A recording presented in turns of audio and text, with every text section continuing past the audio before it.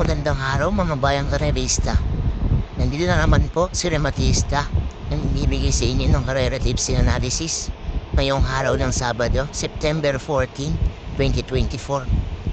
Meron tayong 7 karera ngayong araw na to. So simulan na natin. Race 1, simula na winner take 11, isang class 5, 6 to 10 split. Pamprimera ko rito itong numero 5, Electrify, na sa ni Kelvin Abobo. Meron tong 129.2 sa 1400. Na segunda to Ride Beautiful Day noong August 24 lang. Isang diremating kabayo at nabibitin lang talaga si kabayo. Nakaraan si JB Hernandez ang sumasakay. Ngayon susubukang rendahan ni Jackie Kelvin Abobo. Second choice ko naman itong dehado pang numero 3 na si Margo.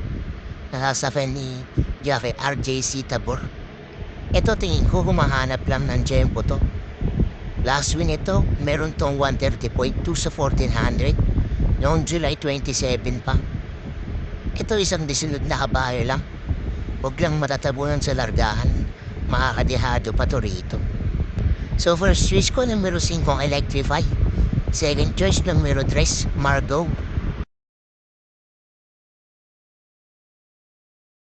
Nipat naman tayo rito sa race 2. Simula ng Pick 6 event. Isang class 4, 22 to 27. Ang pamprimera ko rito itong numero 4 Grand Jackpot na sa ni Jackie Aboy Asuncion.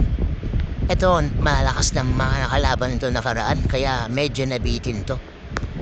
Medyo gumahan laban niya rito kumpara nung nakaraan. Meron tong 114 flat sa 1200 noong September 6 lang. Na tersera to kay Grand Laughter at High Society. Mainam mga pinapakita nito ngayon. Laging nasa harapan si kabayo at matibay. Huwag lang mapahirapan masyado sa harap. Malaki ang chance nitong manalo. Second choice ko naman ito numero 7 Gold Rush na asa ni JD Galagos. Ito na segunda na to nakaraan kay King James. Meron tong 128 flat sa 1400 noong August 31 lang. Isang diremating kabayo at lagi nga itong natitimbang sa kadalaban niya. Huwag lang matabunan tong babae na to sa sakto ang dating nito pagligo ng home stretch. So first choice ko numero 4 Grand Jackpot. Second choice numero 7 Gold Rush.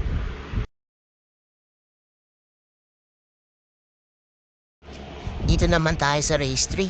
Simula ng Pick 5 event. Isang class 4, 16 to 21.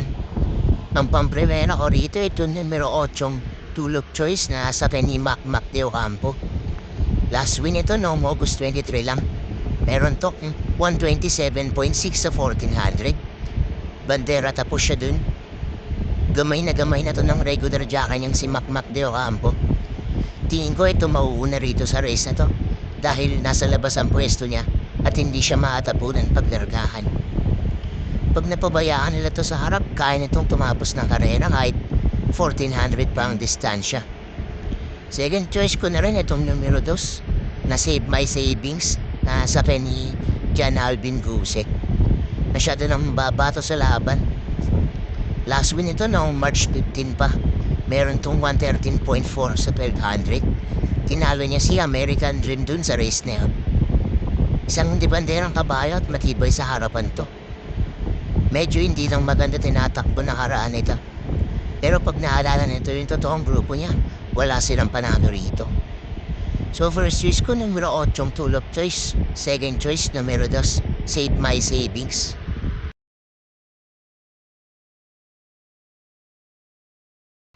Lipat naman tayo rito sa race 4. Simula ng Pick 4 event. Isang class 5, 6 to 10 split. Ang pamprimera ko rito itong numero 7 Rainy Days na sa ni Lester De Jesus. Last win ito noong June 25 pa. Meron tong 128.8 sa 1400. Isang diremating kabayo at pwede rin naman itong iuna.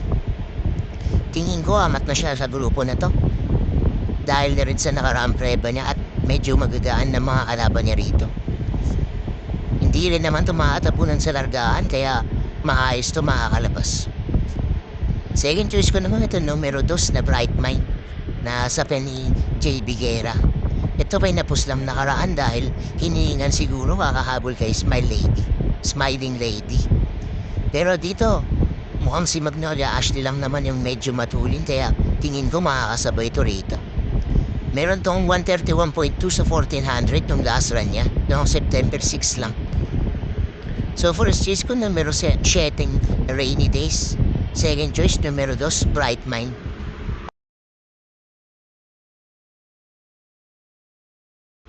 Dito naman tayo sa race 5, uling extra double para sa araw ng Sabado. Isang class 4, 28 to 23. Ang pampremera ko rito itong numero 5, Marilag, na sabi ni John Paul Guse. Last win ito, recent lang. Meron tong 127 flat sa 1400 noong September 1 lang. Isang diremating kabayo at ang ganda nga ng pinakita nito nung nakaraan.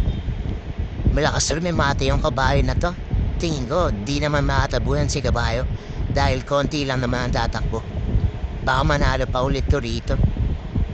Second choice ko naman itong numero 4, Parisian Light, na sa ni JT Galagos. Last run nito, meron tong 113.2 sa 1200. Nasigunda to dun sa popular entry niyang si Attractive Force. Isang dibanderang kabayo at may balik din to. Ito sanay na rin sa malakas na laban at medyo matadanda naman ang pinapakita na ito. Tingin ko isusunod din to kay Yana Silver dahil medyo matulin nga si Yana Silver. Kaya iahagapay lang to na jockey niya. So first choice ko numero 5, Marilag. Second choice numero 4, Parisian Light.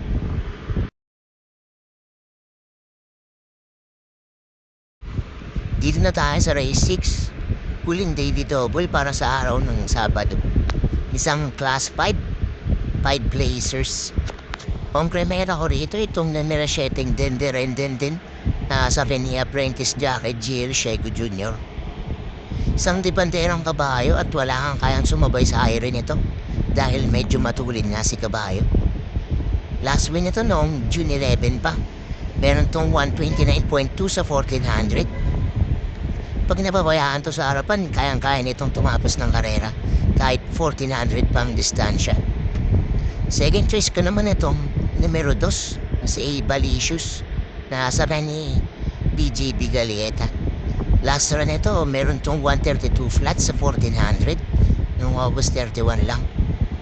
Isang diremating kabayo, huwag lang makatabunan sa largahan at makabesto lang to ng maaga. Makakatihado pa to rito.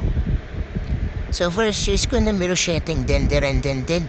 Second choice numero 2, Balicious.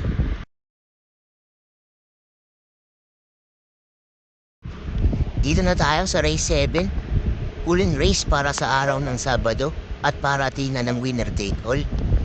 Isang class 5, 11 to 15. Ang pampremera ko rito itong numero 9, Bohemian, na sa ni Jan Alvin Guse. Maganda pinapakita na ito nung mga nakaraan pa. Last run ito noong September 7 lang.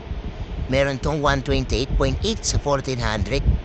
Nasigunda ito dun sa nag-uumentong kabayo na si Hot Legs. Ito isang diremating kabayo at laging natitimbang sa laban niya. Huwag lang matabunan to, tingin ko manalo nito rito. Dialik na rin yung renda sa regular jockey niyang si Alvin Guse. Second choice ko naman itong numero 11, Galloping Ghost, na sa ni Pati Dilema. Ito banderang kapos lang na nakaraan dahil tinalo to ni A.K. Holly noong September 7 lang. Meron tong 129.6 sa 1400. Isang matibay na bandera to.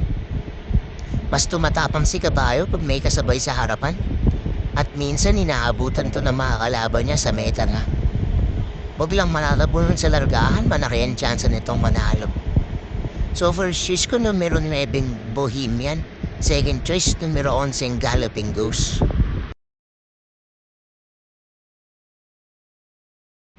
So doon nagtatapos ang ating karera tips and analysis para sa araw ng Sabado.